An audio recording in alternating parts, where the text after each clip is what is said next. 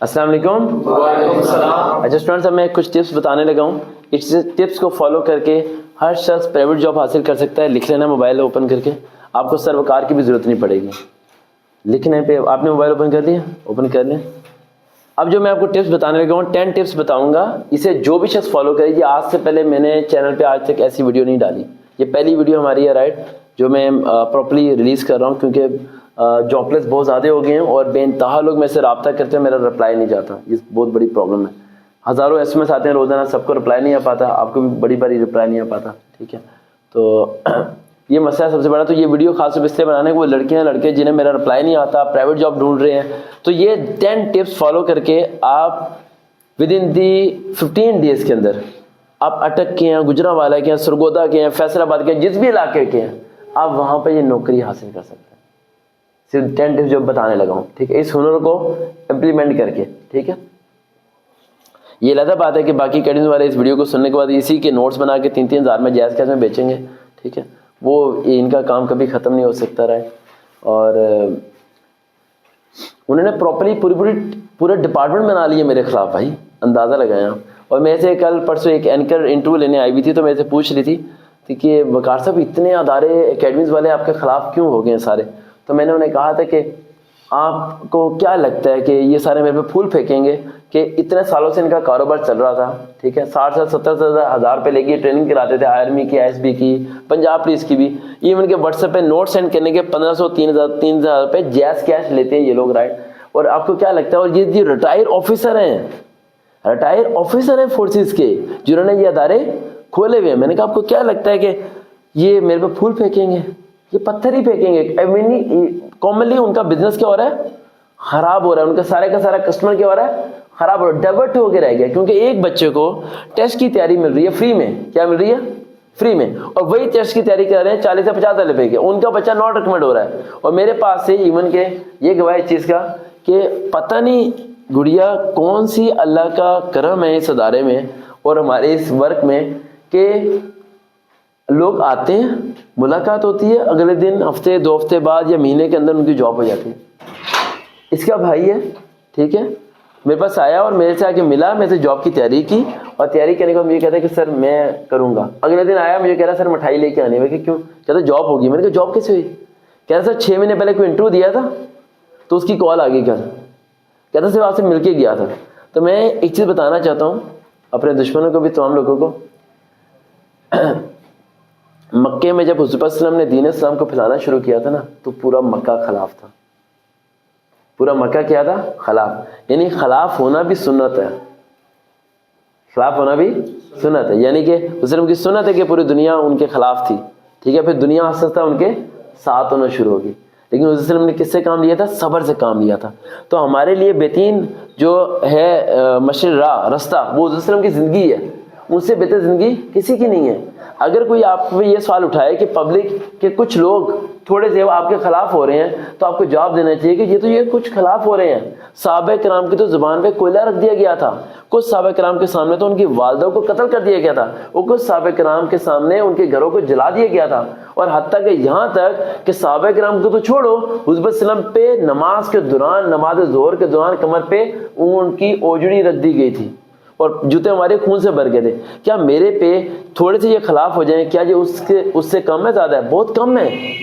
ہمارے اس نبی نے تو بے انتہا پریشانیاں برداشت کی تھی، اور صحابہ کرام نے بے انتہا پریشانیاں برداشت کی تھی. امام حسن حسین کا اگر واقعہ لے کے آ جائے تو وہاں تو انتہائی ہوگی ہے نا، کربلا میں تو انتہائی ہوگی ہے.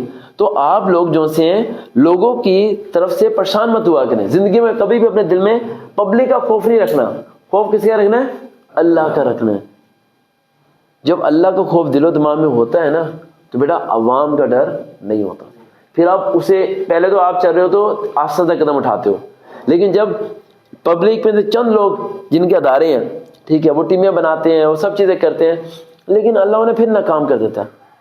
کیونکہ ان کی جنگ سروکار سے نہیں ہے. میں انہیں سمجھا تھک گیا ہوں کہ ان کی جنگ اللہ سے ہو گئی ہے. کس سے ہو گئی ہے؟ اللہ سے. کیونکہ یہ کام اللہ لے کے چل رہا ہے، سرکار تو لے کے نہیں چل سکتا. سرکار کی کیا اوقات کے 10 سال سے لوگوں کو فری تیاری کروا سکے؟ میں تو کوئی حیثیت ہی نہیں ہے. نو چیریٹی، نو فنڈ، نو ڈونیشن. ٹھیک ہے، 1 روپیہ پائی کبھی کسی سے لیے نہیں, اور اتنے سالوں سے ٹریننگ دے رہے ہیں, اسلام آباد جاتے ہیں, الگ الگ جگہ جاتے ہیں, کبھی کسی سے 10 روپے بھی نہیں لیا آج تک. تو یہ کون کر رہا ہے سپورٹ؟ اللہ سپورٹ کر رہا ہے. کون کر رہا ہے؟ اللہ. اور اللہ کی مدد کی سب سے بڑی نشانی کیا ہوتی ہے؟ وہ آپ کو گرنے نہیں دیتا. دوسری نشانی کیا ہوتی ہے؟ وہ آپ کے دشمنوں کی مدد سے آپ کو کامیاب کر دیتا ہے. یہ بات تھوڑی عجیب سی ہے. اللہ کی دوسری نشانی کیا ہے؟ اللہ دشمنوں کی مدد سے آپ کو کیا کر دیتا ہے؟ کامیاب. مکے میں حضرت صلی اللہ علیہ وسلم نے فرمایا کہ اللہ ایک ہے, حضرت صلی اللہ علیہ وسلم آخری نبی ہیں, ان کے علاوہ کوئی اور نبی نہیں آئے گا.